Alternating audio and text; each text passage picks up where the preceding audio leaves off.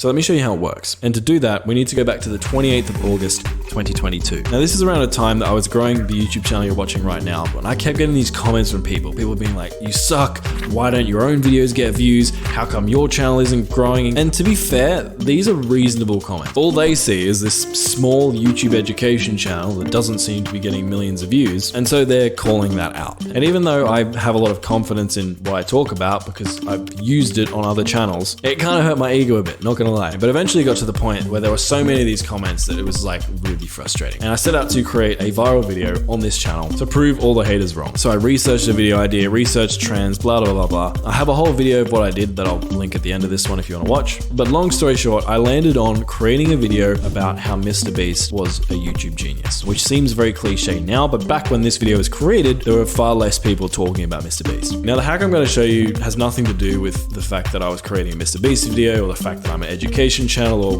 whatever. This can work on any channel with any video.